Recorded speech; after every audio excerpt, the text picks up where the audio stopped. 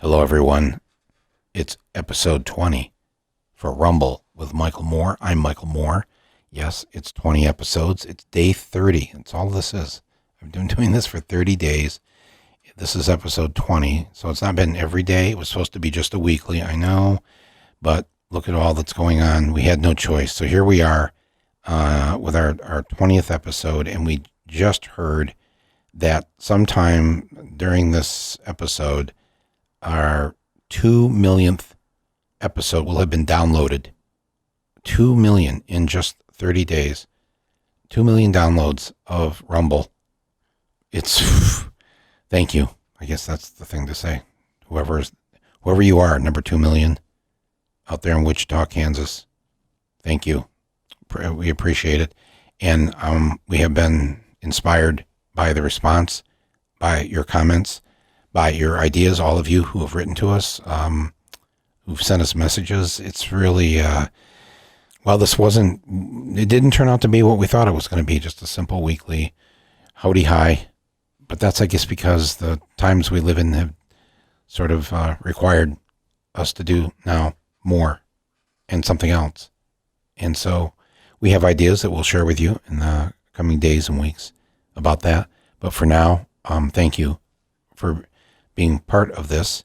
And I have a wonderful guest on the show here today.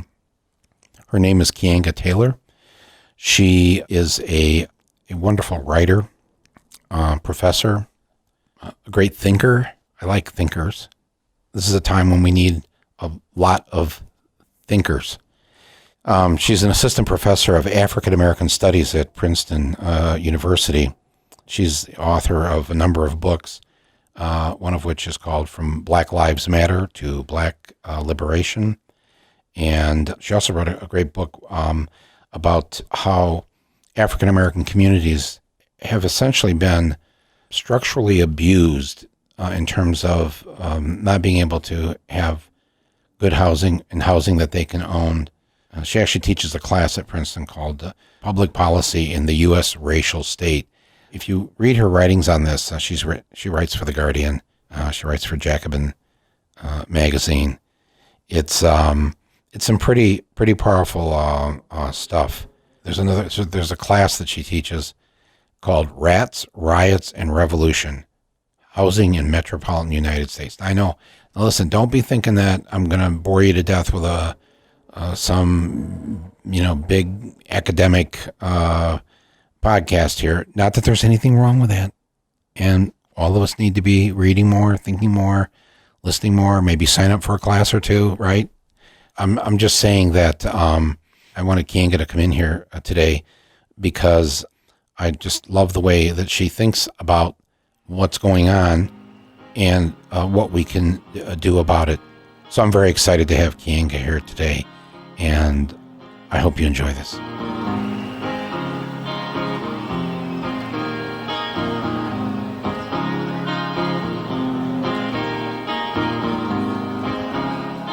I think most people, most Americans at least, for the last, I want to say 3 years, but actually my malaise goes back a lot longer because whenever it was, I became aware of how the game was set up.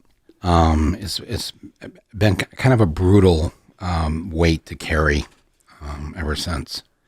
And I want to talk to you today because I'm hoping that somehow by you deepening my malaise, I will hit bottom and then boing, I'll spring back up and somehow get out of this. But really, what are we in? How did we get here? And is there a path out? And no false hope, please. Wow. What are we in? I mean, I think this is decline that has been declining for several decades. I think, we might be in the most acute stage of this since 2008, when the economy crashed and the housing market crashed, and those helped to create the conditions for Barack Obama to get into office. And I think that the case with Obama, as was the case with a lot of kind of third way neoliberals, who wanted to try to halfway with some of the social programs, more than halfway with using the state to leverage capital, creates a kind of murky middle that is ultimately not just unsatisfying, but incapable of responding to the deep needs that exist in this country. And I think that the fallout from that, which we've seen not just in this country, but we've seen aspects of this around the world, is that when the murky third way doesn't work, it opens up the space for the unhinged lunatic right to step in and say, actually, we can solve this problem. And we can solve this problem by clearly, in their words, articulate what the problem is, which they will blame immigrants, they will blame Black people, they will blame the indigent for the problems of ordinary and working class people, and then try to pursue policies in that direction, all the while creating conditions that are bonanza-like for the richest Americans. And so in some ways that creates deep wells of despair, but it also creates an opening for opportunity. And so I think that we see both of those. We see intense polarization in the United States, the growth of the right on the one hand, which is frightening, should be taken seriously.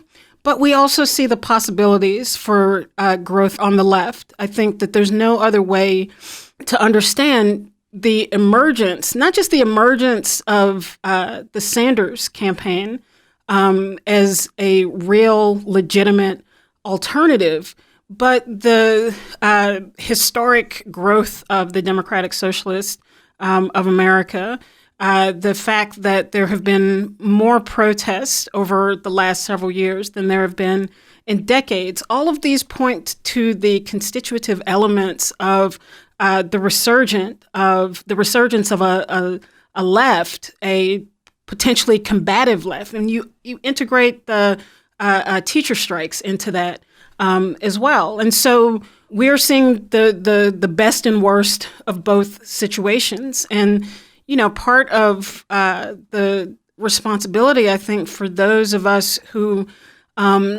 wish to see this be more than just a moment in time, but that see this as the beginning of the emergence of a political movement that can, not just be viable in elections, but that creates a real kind of social movement that can fight for the kinds of political programs that Sanders has talked about, but to be honest, will be impossible to achieve without a mass social movement. That we have to take advantage of this moment to knit together the different kinds of struggles that have emerged into a much more substantive, long-standing political movement and constitutive organizations to go along with that. I think a lot of people listening to this, just to go back to one of your initial points here, is that when we voted, those of us who did vote for Barack Obama for president, and thought that these huge changes were going to finally take place, but didn't really want to think about how that he didn't see himself as an agent of real change, but as somebody who would try to moderate things and bring people together and all of that. And so thinking that we were going to get something great and having to settle for essentially one bone that we got thrown to us with Obamacare, and then realizing that was really just a half measure. I can't tell you the people that stopped me on the street with Obamacare telling me just how awful it is and how they had to take the bronze plan, so they have this high deductible. They never really get anything paid for. It's always paying out of their pocket. And I just hear this over and over again. And of course, you realize that half measures are sometimes worse, because then the despair that sets in, then people start to think, oh, nothing matters. And it's not going to. And And in this sort of, I don't think I've ever wanted to ever settle for any half measures, but I certainly from this point on, if you were going to give me half universal health care, Right. half the universe to me is none of the universe. that it's like saying, Keeanga, I'm going to, I think, it's wrong that women are not paid the same as men. So I'm going to support paying half the women, Right. what men get. Right. I think, and you've got to accept that that's an improvement, and we've made progress. Well, it's unnecessary. We don't.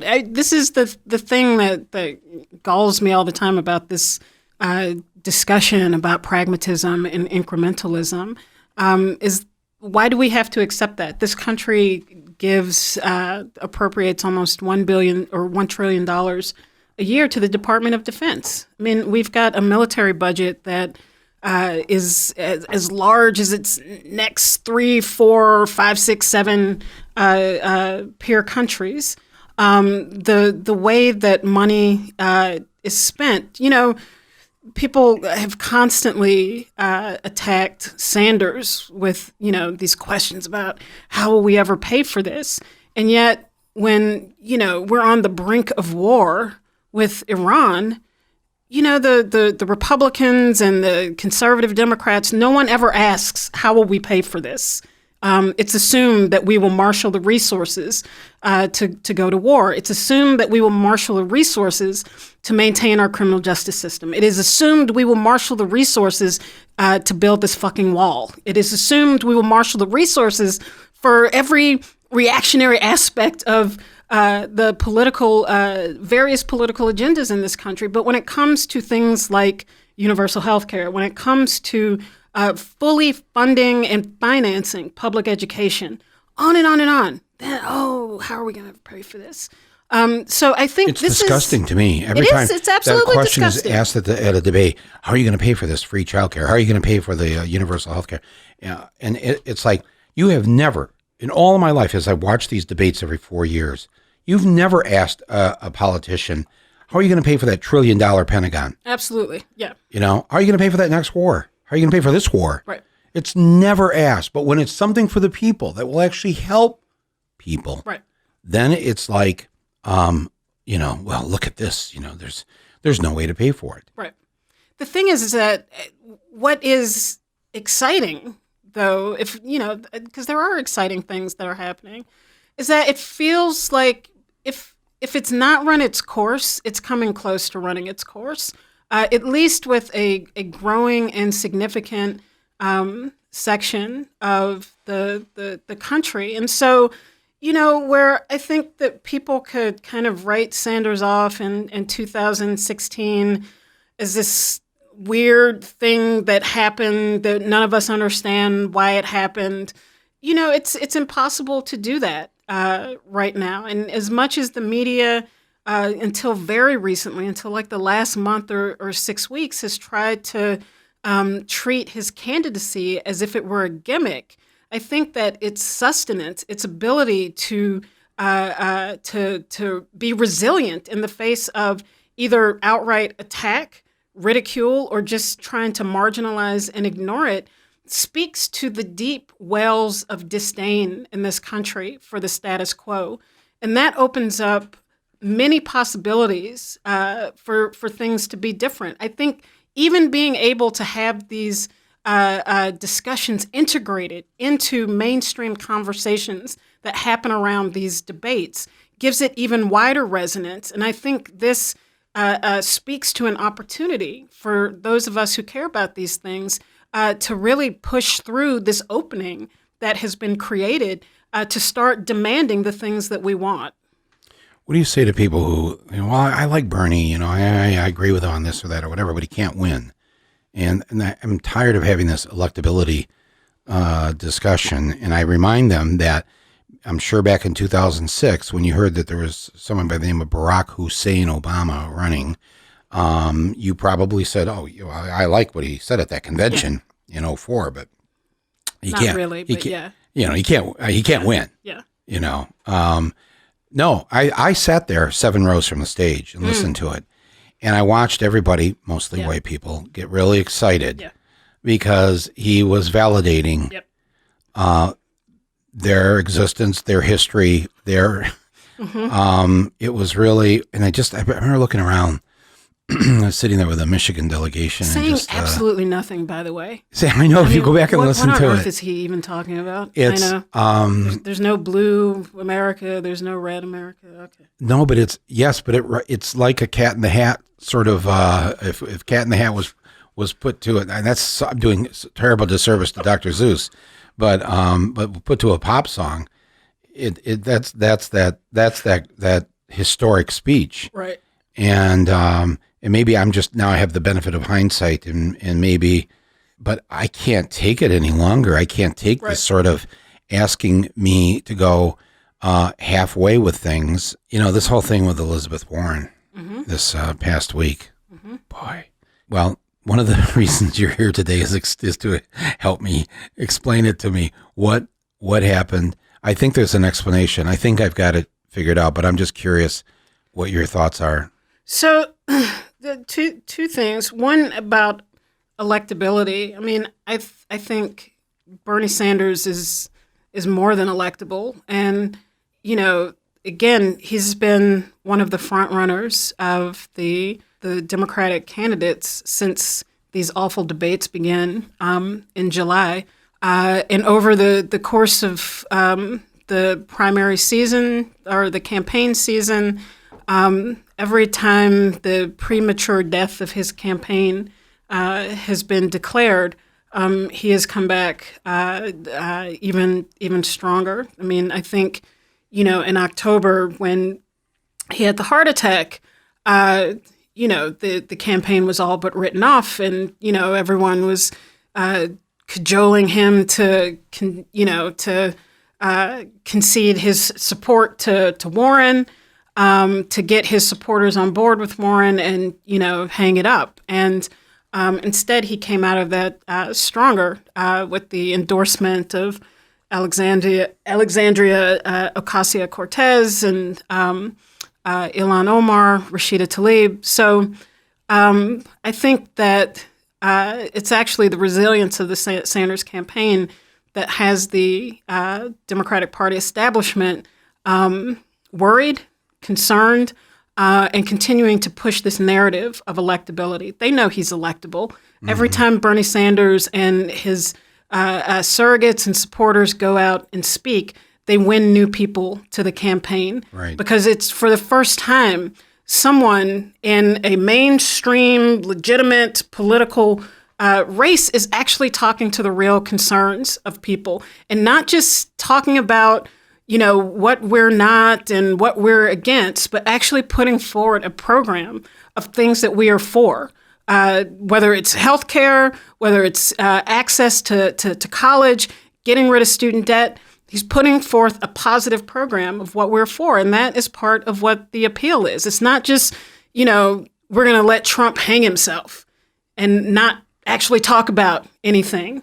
And so I think that scares the Democratic Party establishment, which is just as dirty, as aspects of the Republican Party, just without the white supremacy, but just as embedded with corporate, corporations, with the inequitable institutions that are this kind of underpin our society. And so Bernie scares them. And part of being scared is to push this idea that he can't actually win. They're scared to death he can win. Right. I think that's really it. Yeah. I think whenever that question is raised, I always think, oh, I get it. You're afraid that he actually is going to win. Yes. That he actually does represent the majority of people in this country. The majority of people in this country, the way that the Americans are presented by cable news, by the pundits, by the people that are the leadership, so-called leadership of the Democratic Party. The actual American people, the majority of them live from paycheck to paycheck. Yes. The actual majority do not have $500 to their name. Yes. The actual majority, when they talk about the working class, the majority of the working class are women. The majority of the working class are people of color. The majority of the working class are 18 to 35-year-olds. They are paid the least amount of money. And yet they want us to have the image of Lunch Bucket Joe. You know, they're in suburban Detroit. And I was just on this show, and this person said to me, you know, what about the forgotten man? You know, Mike, you know, and she was trying to explain to me why we should keep the Electoral College, because it'll protect the forgotten man out there who doesn't have, you know, if you're in Iowa or you're in Nebraska or you're in whatever. And I tried to explain in a nice way, and I don't know, maybe the nice part I have to cut that out. I don't know what to do, because I tried to say it in a nice way. When you talk about the, quote, forgotten man, the actual forgotten people in this country are the people who still occupy the lowest rungs of the economic ladder. That's right. Black people, brown people, Native Americans. The majority gender is still the minority in terms of power. You know, that's what we should be focused on fixing. And well, to me, this is what is missing from the discussion. If we're going to talk about sexism, I mean, did Bernie Sanders tell Elizabeth Warren that a woman could not be president of the United States? I don't believe that. But I think the way that the media pounces on these fake skirmishes between candidates, fake in the sense that these are largely media concoctions and creations. It doesn't mean that there was not some exchange between Sanders and Warren.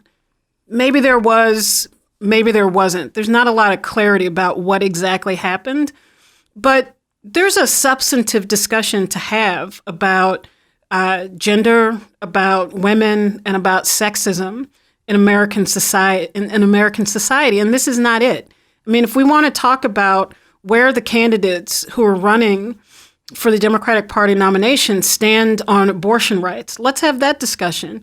Where they stand on reproductive rights, let's have that discussion. Where they stand on unionization of women, because we know that women who are in trade unions make more money than women who are not. Let's have that discussion. If we want to have a discussion about childcare and its inaccessibility and how to use federal funds to make that accessible to more women, let's have that discussion. I mean, there are many discussions that we can have about women, gender, sexism in our society that will give people a clearer idea of what candidate has a plan to actually try to improve the quality of life of women. But instead, you know, this is silly season for the press. It's like, you know, it's front page news that Elizabeth Warren doesn't want to shake Bernie Sanders' hand after the debate.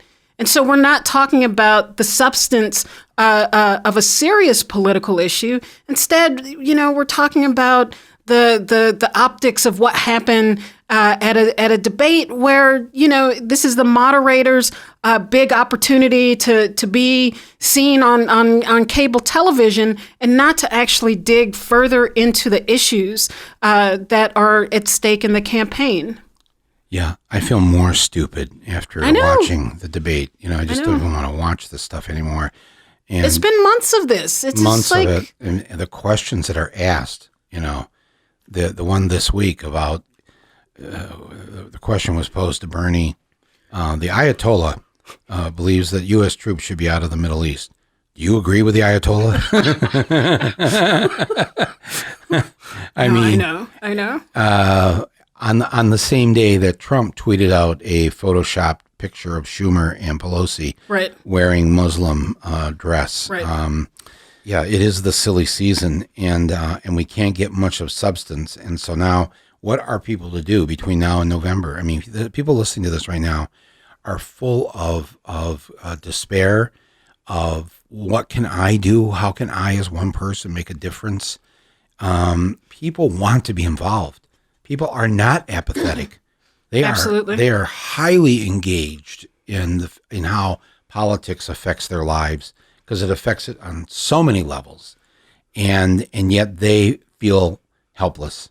Well, to me, this is part of what is exciting about the Sanders campaign right now is that it really does have the feel of a social movement, meaning in every city, every location around which there are debates and discussions about the election, that there are, waves of volunteers, there's waves of organizing that are going on to try to get the vote out for Sanders. And I think that is really important. And I think that there are other aspects of this as well. There is the organizing going on to combat climate change. There's organizing going on for the homes guarantee around issues of housing. There is organizing going on around student debt, around issues related to mass incarceration, policing, bail reform. I mean, there are all sorts of issues that have ignited people around the country. And part of, I think, our difficulty is creating clear entry points for people to get involved, because I think that it remains a critical aspect of not just the campaign, but what happens after the campaign. What happens, and really, in some sense, this is important no matter who wins. It's especially important if Sanders wins, which is how do we create the pressure on the ground to make the various aspects of the campaign that have motivated people, how do we create the conditions on the ground where people can get involved and begin to press around these issues to actually make them realizable? And so in that sense, it's a very exciting time for politics because it's clear. I mean, one of the things that has been so important about Sanders' campaign is the whole notion of us, not me. Yeah. That this is not about a single personality who has figured it all out and who has all the answers, but understands that his candidacy, his program is only even legible because of what people do on the ground. And so that opens up an opportunity for people to get involved. And I think that for organizers, it becomes critical that we create clear, accessible entry points for people to get involved. Yeah, he's made it very clear that if you think this is about you voting for me, right, and that's the fix, sorry, it won't happen that way. It will only happen if you're voting for me because you and me and all of us are part of a movement. Right. And if you have that sense that you're part of a movement, you're going to engage not just on election day, right, but imagine. I mean, let's just say a year from this month, it's President Sanders is being inaugurated. On day one, the fight that he's going to have on so many levels to try and achieve his goals will be enormous, and it will only succeed if tens of millions of people are out there pushing it, behind it, fighting for it with him. Silence guarantees defeat. I mean, this is, if Sanders were to win, and I absolutely think that he can win, not only will he have to fight a Republican Party that has shed any illusion that it is anything but a mouthpiece for Trump, but also half of the Democratic Party, who is in bed with business. And I think that's going to be his real problem. Yeah, no, absolutely. And so without the movement aspect to this, it doesn't work. There's too much opposition in a Congress filled with millionaires who have no clue what life is like for ordinary people in this country. You said before, and I try to make this abundantly clear when I talk about these things, that the average wealth of a U.S. senator is something like $3 million.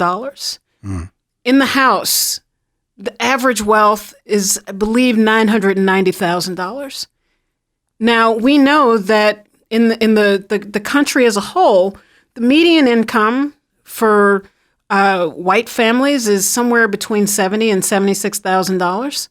And for black families, it's around $40,000. And so we have a country of people who barely make the ends meet, who are being governed by a bunch of millionaires and a billionaire, or at least someone who claims to be a billionaire in the White House. And so this is part of the problem in this country. And it is why the Congress is so addicted to the status quo, because they benefit from the status quo. They have profited from the status quo. Mm-hmm. And this is why there's so much deeply entrenched cynicism about politics in this country. This is why Congress rarely rates higher than lice and cockroaches in these, cynicism index polls that are taken, because there's such a huge gulf between the ordinary people of this country and the people who govern us. And this is coming. This is not the final clash between those two opposing forces, but you can sense how this is coming to an end. That there is a no longer is just this kind of blind, banal defense of the status quo good enough.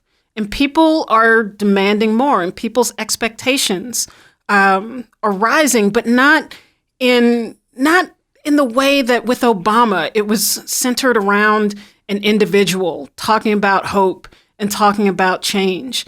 One of the things that Sanders has done that I think is so important is putting together a material argument for why we should expect more. Talking about universal health care, not as some pie in the sky dream that one day in our children's lifetime that this might be achievable, but that this is something that is achievable now. And if we do achieve that, it will just mean that we are now in the company of our peer countries. This is not some extraordinary feat of humanity to provide health care. Right. And so this is a much more substantive way to raise people's expectations than just to talk about hope and change articulated through an individual. What's a very specific way that we could say to people, instead of trying to give this false hope and mini changes that make it look like we've got some big changes going on? Right.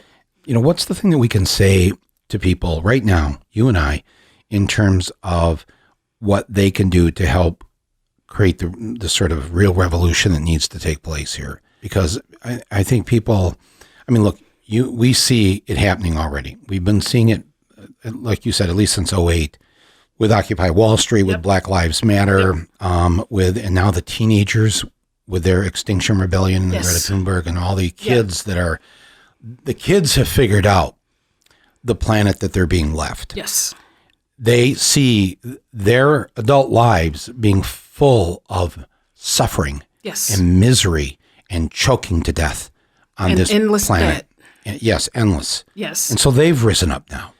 So there are ways for people to get involved and to join and participate with others, with neighbors and their communities and whatever. But I also think that there's kind of the daily thing that you can, just the little things that you can do where you just decide, I refuse to see the world in this way any longer. I'm not participating in this any longer, and I'm not sitting it out. Right. But here's what I'm going to do. And, and maybe the whole Flint water thing has such a devastating impact on my own head, not devastating on my health because I didn't have to drink the water. Right. But the people there who have had to suffer through this, with a Republican governor who covered it up, but a Democratic president during the entire Flint water crisis, who at any point could have sent in the National Guard, could have sent in the Army Corps of Engineers to dig up the poison pipes and replace them, just like that. Or could have said something, Or said something, and instead what he did, he came to Flint, and because he's always wanting to calm things down. And drank the water. And he drank the water and told people to drink the water. And the audible gasp in the gymnasium, it's a majority black city, there was a majority black audience, and it was a knife through the heart.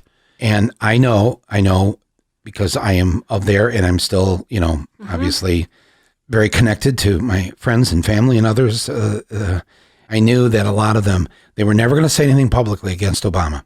We never thought we'd see this in our lifetime, this country full of racism, electing a black man as president. But they gave up, and they said they not gave up, but they checked out of the political system and decided not to vote. None of them, I don't think any one of them voted for Trump, but they weren't going to vote for more of the same. Right. That they've been hoodwinked long enough.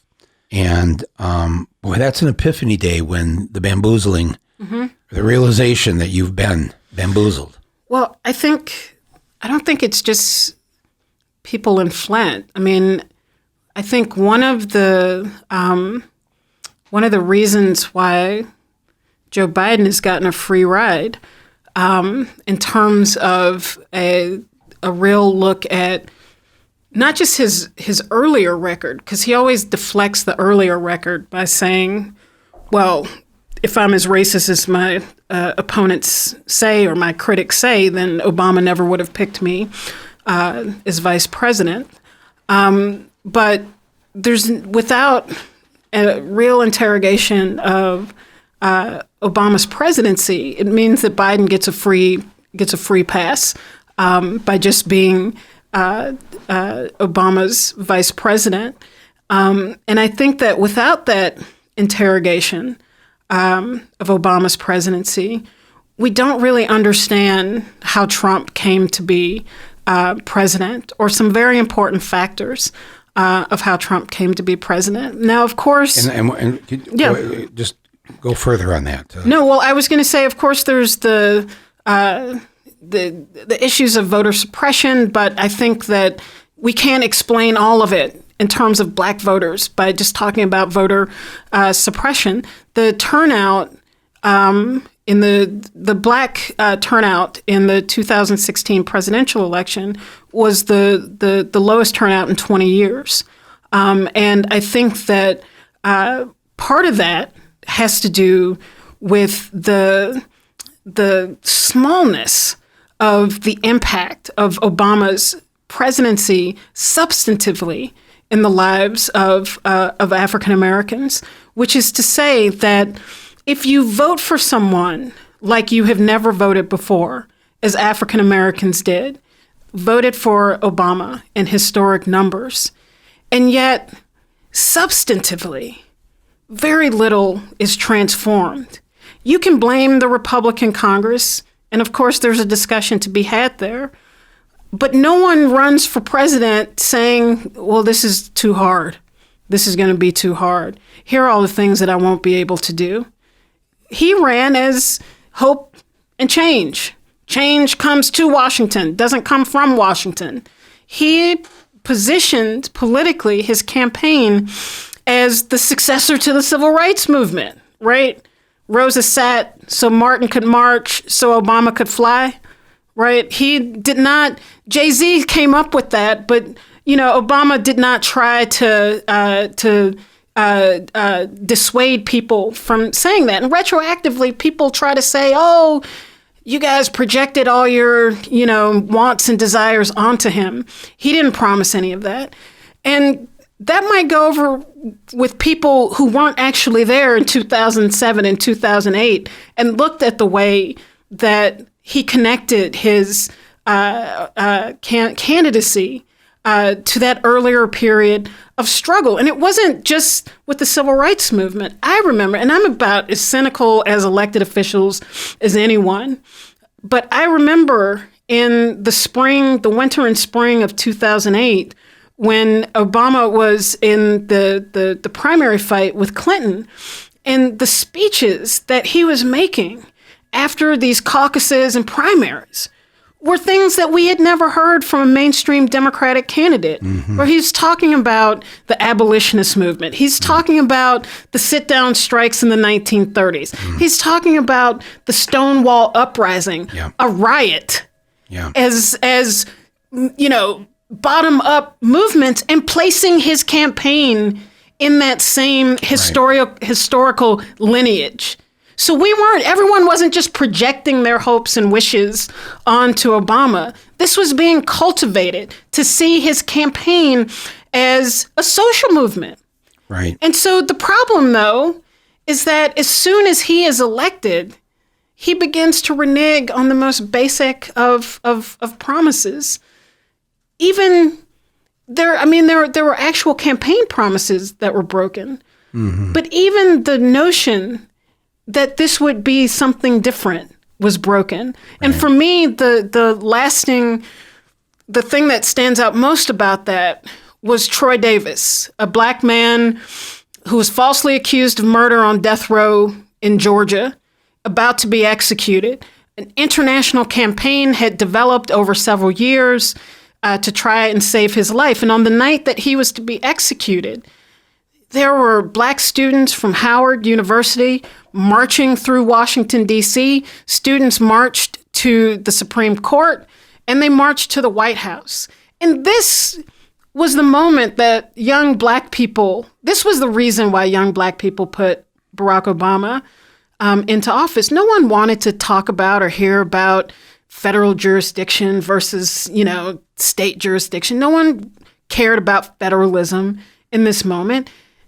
These young people wanted their black president to come out and acknowledge them and to say something about Troy Davis and to try to intervene to save his life.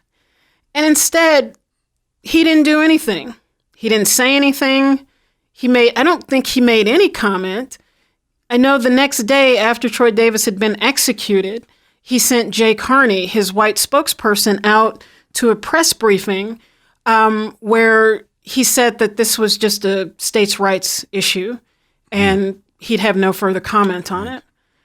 And so that was one of many moments of disappointment, perplexing disappointment, that pointed more to continuity with the past than the change that had been promised. And I think over the course of his presidency, that this culminates into not just frustration, but a deep sense that it actually doesn't matter, And this is why people That's awful. That's a killer. Check out. Yeah. I know. Yeah. And I was thinking about this. I was talking to someone about this last week. I remember shortly after Trump had been elected, Obama had already agreed to allow the UN to come into the U.S. to investigate poverty.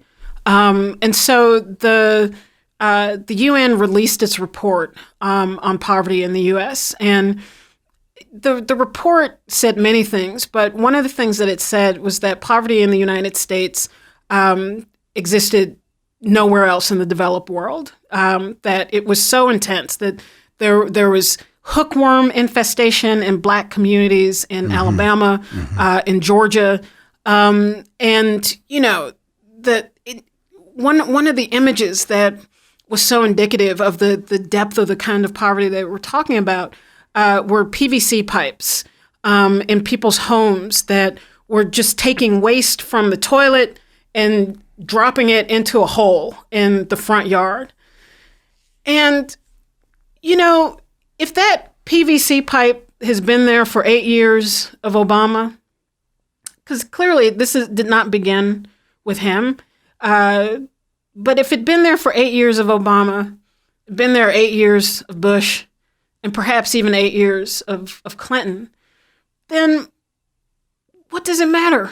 Democrat, Republican, Democrat, Republican. If electing these various regimes into power, especially the Democratic Party regime, which claimed to care about these issues, which claimed to care about the conditions of the marginalized, the poor, and the oppressed. But if those conditions don't actually change in any meaningful way over that course, then what is the motivating factor to get people to get out and vote for you? And so I thought about that when trying to comprehend the 20-year low in black voter turnout in 2016, in an election that we were told was the most important one in our lifetime.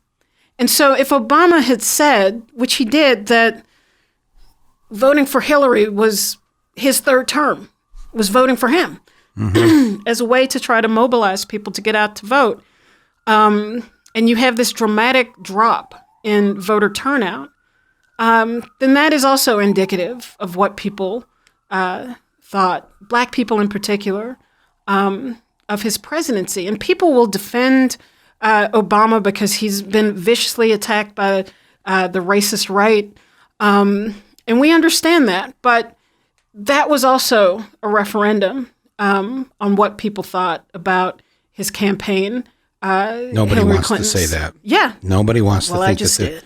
Yeah. You just said you are a Black woman, and you have just said that a historic 20-year low in terms of Black turnout in 2016, in part as a referendum on the fact that after 8 years of Barack Obama, Black life in America hadn't really changed. Right.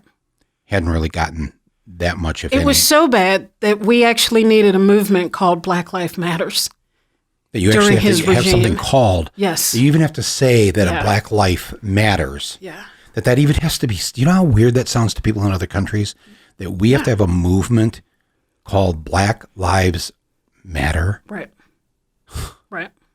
No, absolutely. And that has to start during the time we have an African American president. Right. I didn't start this episode of the podcast promising to lift people's spirits. But I do believe that there is a fight within all of us. Oh yeah. I mean, the movement Black Lives Matter is indicative of that. It's terrible that you live in a country where you must insist upon that, but the fact that people actually do get out and insist upon that, and that it has made a monumental difference in the discussions about prison reform, about the problems and perils of mass incarceration, is part of the fight. I mean, this is what it means to talk about polarization in the U.S. It's not just one thing; it's both things that are happening at the same time. It's deaths by despair, but it's also the attempts to revive the trade union movement, the number of strikes increasing, the number of people who want to be organized, who desire to be organized, graduate students who are trying to organize, students across the country who are trying to organize, climate movement that is trying to organize and mobilize. This is the other side of what is happening, and it is exciting. It's important that people engage and get connected to that.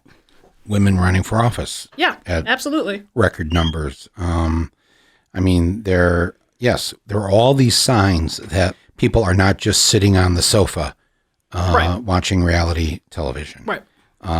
They are engaged. And I think a lot of people do really realize that they are engaged in a fight for their life, for the lives of their children, the lives of their parents and grandparents, as we see and as we can predict that as people get older, the way that they're going to be left behind. Right. Because the system is set up to benefit very few. And the way that you described the fact that what the average senator is $3 million Yes. and the average member of the House is $900 and some $1,000, you know, I think hundreds of years from now, maybe not even that long, historians, that's assuming the planet doesn't reject our species in the next 50 or 100 years, but they will write about us and they'll go, look at this. Quizzically. Yes, quizzically, they'll wonder, how did 300 million in what they called a free society allow themselves to be subservient to 10 million or 20 million that held the wealth over the 300 plus million? They'll wonder, what was wrong with these people? Why didn't they rise up? Why didn't they demand? Why did they actually go? They actually went and voted for these millionaires to be their leaders. It's hard. Their routine of divide and conquer is so refined, it's so skilled. That's how the parasitic 1% hold power over the 99%, is that you run a campaign that the Mexicans and the immigrants are the ones who are ruining your life. Mm-hmm. And you make that real by rounding people up, by doing raids, and the media kind of go along with, look at these, people taking these jobs and not really allowing voices to combat that, not allowing voices of those communities to be heard, to talk about their experiences in this country, the demonization of Muslims, Islamophobia, the demonization of African Americans as criminals, that is used then to justify the expansion of the security state, that is used to justify $80 billion a year being spent on incarcerating people, and that is used to justify the expanded use of policing in prison in ways that is directed at Black people, but can very quickly pivot to ensnare others. And while you're doing all of this, robbing people blind. Yeah, but make it look like you're not. Make it look like that how much better things are for Black people. Right. Look at all the women elected to Congress. Right. Look at all, they're constantly pointing to these things. So it's like little shots of, I don't know what the drug is, that are supposed to suddenly make you happy. Right. And we're getting fed this every day in the media. Right. And being reminded by our leaders just how much better things are. Right. In fact, when we think about the narratives around poverty, for African Americans in particular, that it has something to do with family structure. It has something to do with the personal habits or decisions that people make every day, when it's actually about the absence of money. It's about the absence of resources.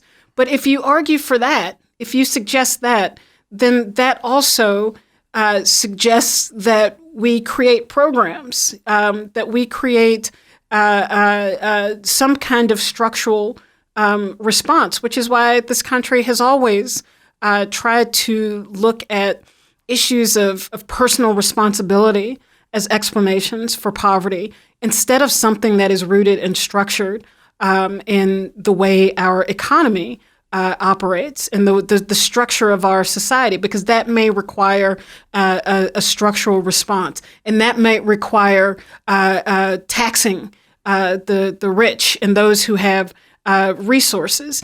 And so all of that, I think, feeds into a way of making people feel atomized, isolated, and responsible for their own problems in our society. And that is why we have this issue of death by despair. That is not just about poor and working class white people, although that is important to say that in this country, even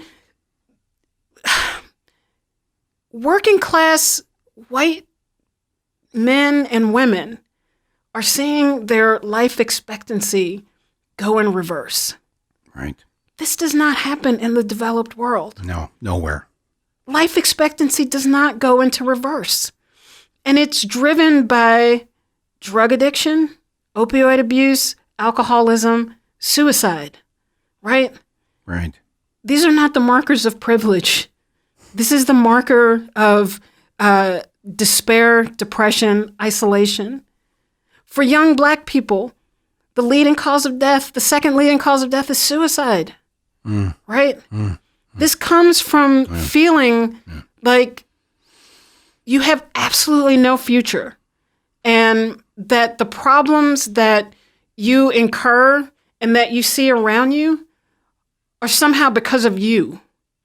And so this country has really, the political establishment, in Chicago, I was in Chicago for a long time. It always would disturb me when Barack Obama would come to town and talk about the absence of role models. This is the problem in Chicago for young Black kids. They don't have good role models. Not this, historic levels of racial segregation, not the fact that 45% of young men of working age, 24 to 30 are unemployed. Not because the jobs that people do have don't pay them enough to sustain themselves or their families. None of that. It's role models. And this is what they tell people, which leads people to feel like these are problems that they created on their own, which then leads people to want to check out in one way or the other from reality. And so part of the power of the Sanders campaign that I think is so important is actually naming these problems as not individual problems that you created, but that these are systemic problems. These are problems of a rapacious capitalism that will suck people dry so that some people may live well, right? 400 or 500 billionaires in this country exist because there are 45 million people living in poverty. Those are intersecting facts.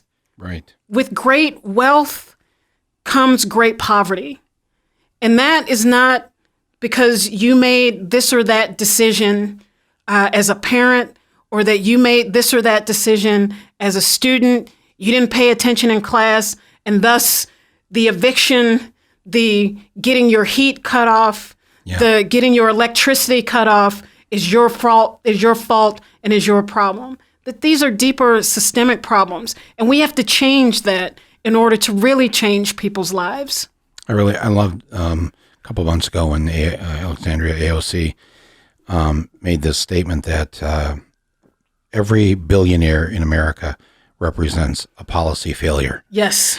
That just your existence, just the fact that we have billionaires means absolutely that there's something deeply wrong and undemocratic about our American system.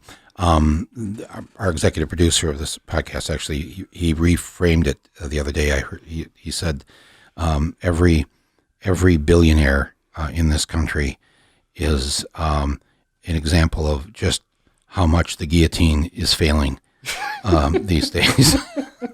It's every billionaire represents just one more guillotine that's not working.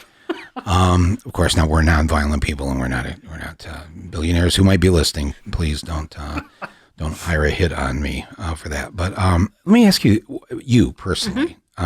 So you live in Philly, and you, aside from your work as a writer, as a teacher, as a thinker, you also have to live in this world as an individual. Yep. And I'm curious, what are you doing? What have you decided to do here in 2020, you personally, to, you're already in the fight deeply and wonderfully, but you must have, and maybe I'm just projecting because I basically had to come to this conclusion that I had to shift into a even more active, more aggressive stand and actions. And I'm just curious, if you don't mind sharing, walking us through the personal, not journey, but actual in the moment that we're in, and what you've decided you personally to do. I think it's probably a similar thing, which is, I was an organizer for a long time, which meant that I went to meetings 5 or 6 nights a week. I was in various discussions with people about different kinds of organizing projects, for years at a time. But what it looked like on a daily basis was that I went to a lot of meetings. And so it's difficult for me to do that now because the organizing or just the meetings? The organizing and those kinds of daily meetings. Yeah. I teach. I have a 3-year-old. So I have a family. But what I have decided and figured out that I can do is that I write a lot about many of the things that we're talking about as a way to try to explicate things to a larger audience, to try to make sense of the political moment and the world that we're in. I speak a lot publicly in the same way to talk about these issues, why they matter, and why people need to get involved to actually create the conditions for us to be able to actualize this political agenda in this moment. And so I think everyone has to figure out what they're able to do. And for me, those are the main contributions that I'm trying to make right now, because I think that I can reach an audience that other people might not be able to. I think that if I can play any role in trying to activate that audience, then I think that is a positive contribution. And so I do think that we all have to figure out what it is that we can do, and that we're kind of in an all hands on deck moment, and that every contribution, no matter what it is critical now. It's significant, even in its smallest form. I'm going to post a couple of your articles so that people can read them on the podcast site, because I think yours is one of these voices that we need to hear more from. I mean, and why don't we? Why don't we not in the Jacobins or the other, the magazines, but I should see you on TV. I should hear you on NPR. I should more at least, than, and for there's 10 more of you. There's 100 more of you. There's 1,000 more of you. Yeah. And they're all over the country, and we don't get to hear from them. And I think that's holding us back. I think that with this lack of a real discussion about what's going on, and about how much. I mean, I've asked myself this. Is what I'm doing? Am I willing to take whatever risk needs to be taken? And when I say that, I'm obviously speaking nonviolently and whatever, but to throw myself up against the barricade with the people, by doing everything I can. I mean, I think the fact that you're raising a 3-year-old, I think that's an important political act. I think that's in the sense that if you're raising another one of you, automatically the world is a better place, in my humble opinion. All right, I'm just saying.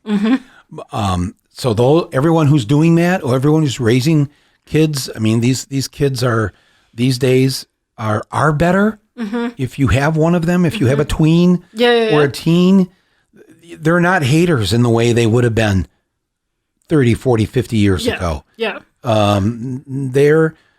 They don't have an opinion as to who you're in love with. If you're in love with somebody, that's good enough. Right. So there were so many things that are better in that way because we've raised kids differently now. But it's like, I don't think we have much time at this point. And I'm constantly trying to think of what else is it that I can be doing, because I hear the tick-tock. Right. I mean, I do think that there are things that individually people should think about how they can plug in, what contribution they can make. I do think that one of the things that is also important is connecting with other people. And so I think that wherever you are, even if you're somewhere where it's deeply red and there's no Sanders campaign to connect to, that it's important to find people who are thinking like you, to find people who have the same kinds of concerns that you do, and connect with each other. Yeah, you don't have to be alone in this. Yeah, and so you can connect over articles, over podcasts, over books, but to find that 1, 2, 3, that group of people to connect with, so that it doesn't feel like you were trying to carry the weight of the world on your own shoulders. and to, begin by talking about what's happening in the world, but also to try pivoting outward, and to try to give a public face to some of the discussions that you're having as a way to connect with other people, to have a group of people to engage with about politics and what's happening, but to also figure out what are the things that are happening in your town, in your city, in your locality, that you want to do something about, and to pull people together to do that. I think too often in this country, we've seen politics from on high, that politics, come to us, that, we're not the ones who initiate political action. And I think that has to change. We have to take responsibility for our world, because the people who have been formally charged with that responsibility are doing an abysmal job. They're doing a terrible job, Right. and cannot be trusted or relied upon to carry out those responsibilities unto themselves. Even those who say the right thing and want to do the right thing also have to be emboldened by popular support. And we have to get away from this idea that politics is something that happens out there, over there, among that group of people, and take responsibility for the circumstances and situations around us. Our executive producer, who I mentioned earlier, who I believe must have some kind of stock in the guillotine in this industry, has been in the booth here listening to this, and actually has a question Sure. that he'd like to ask. Basil, go ahead. So the phrase identity politics has been used and maybe misused so much particularly over the past couple of years. You've maybe written the book or edited the book that gets to the heart of where that originates from and what it actually is. It's called How We Get Free. When you hear the phrase or use the phrase identity politics, what does that actually mean? Well, I think there's always what the originators of the phrase meant for it to mean. There's the historical context within which they originated the phrase, and so it meant something there. And then there's how all language, this phrase, other phrases, change in meaning over time in terms of how it's used. So, identity politics is a phrase that is coined by the Combahee River Collective. And three women wrote a statement introducing the collective to a wider public that was published in 1977. And in that public statement that they wrote, they used the phrase identity politics for the first time. And how they meant the phrase was essentially that, and they were talking about Black women, that Black women's politics develop largely in the experiences incurred through their identity as Black women.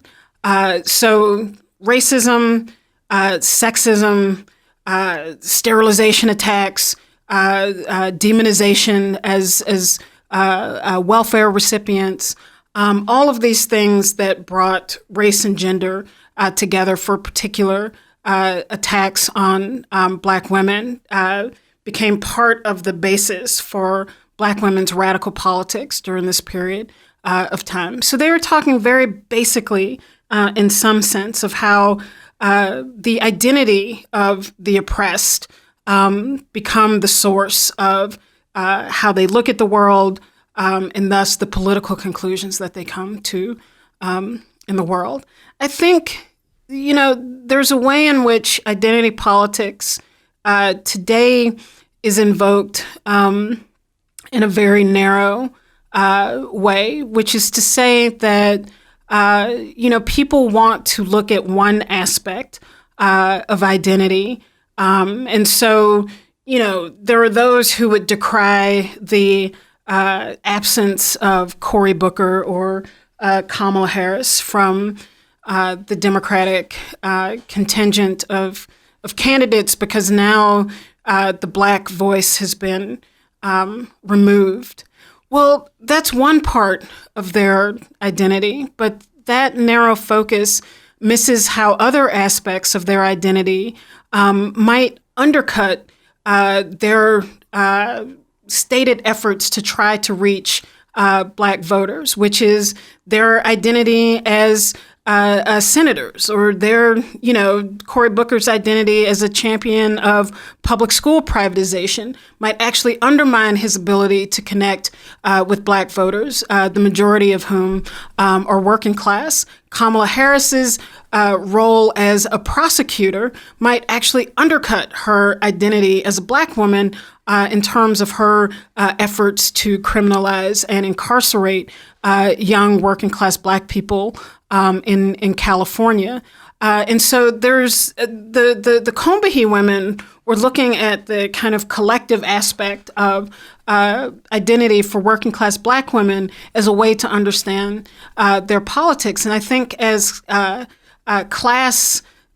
class distinction among African Americans has become even sharper over the last 40 or so years, that there are aspects of that complicate the one aspect of the identity in terms of some of these people's ability to reach a larger and broader working class Black public.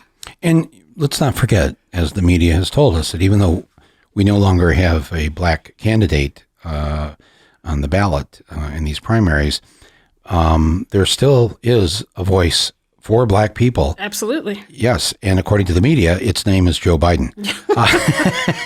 Yeah. No, I mean, I think that the reason, Biden has 48% of Black voters say that Joe Biden is their candidate.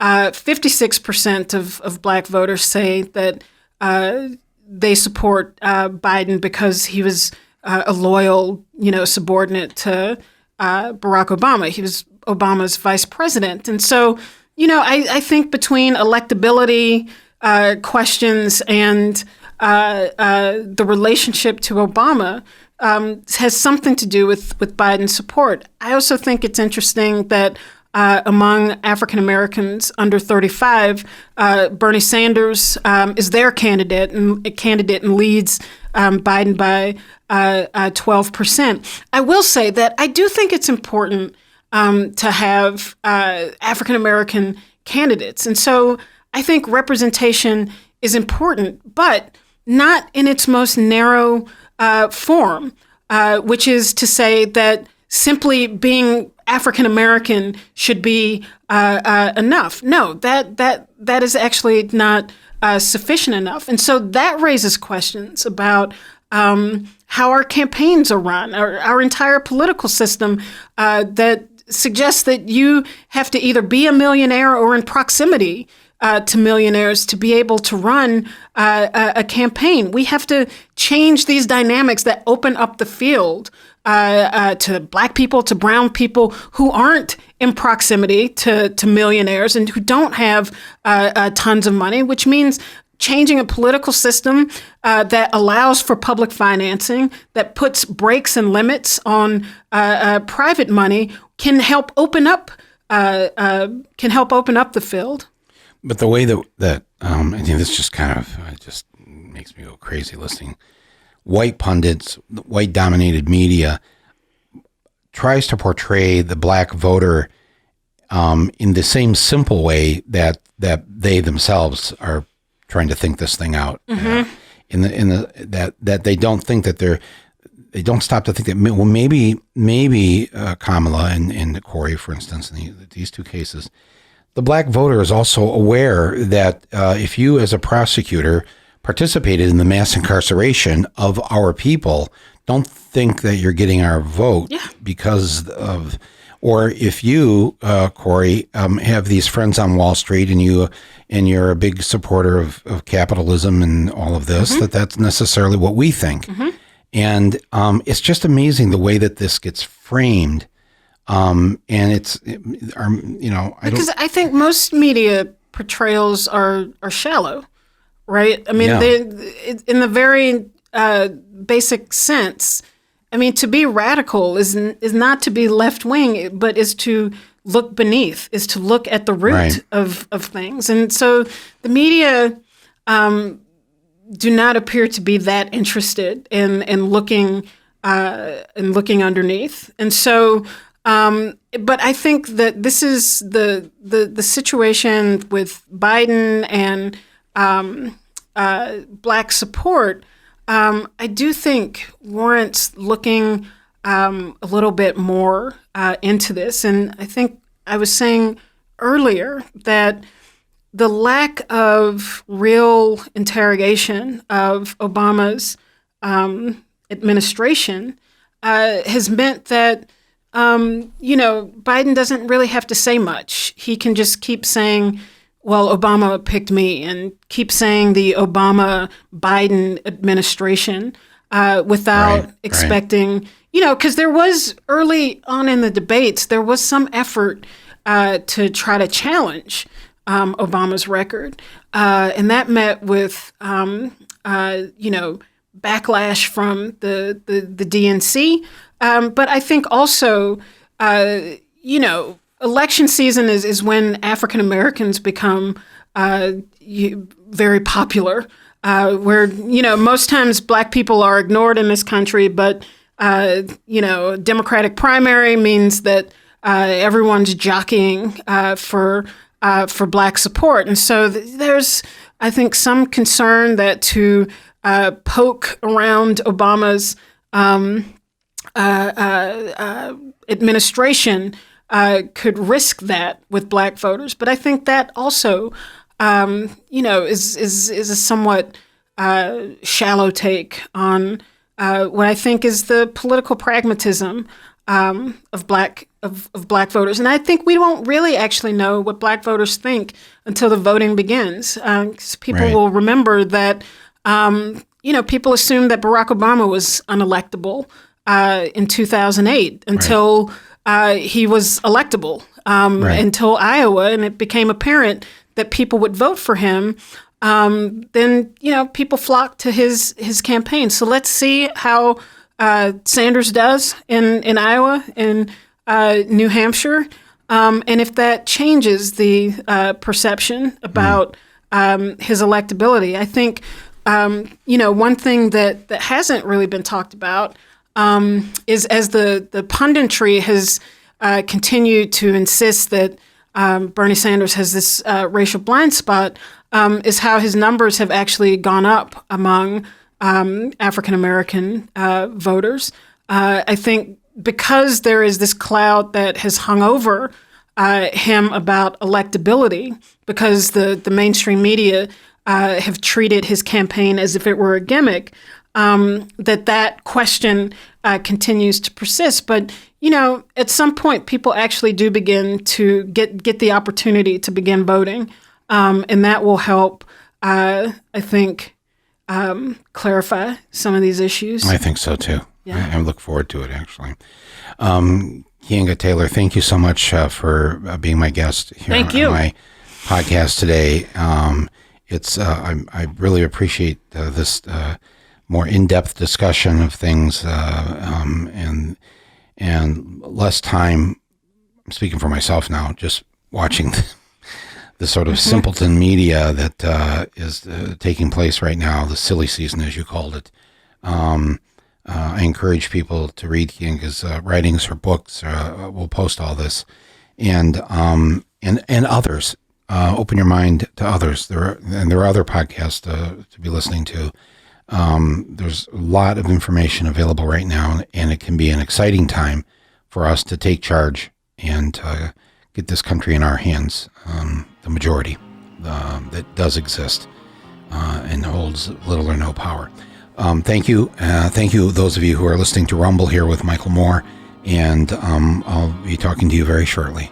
Thanks, Michael. Thank you. Don't you know you're talking about a revolution? It sounds like a whisper. Don't you know talking about a revolution. It sounds like a whisper while they're standing in the welfare lines, crying at the doorsteps of those armies of salvation, wasting time in the unemployment lines, sitting around waiting for a promotion. Don't you know they're talking about a revolution? It sounds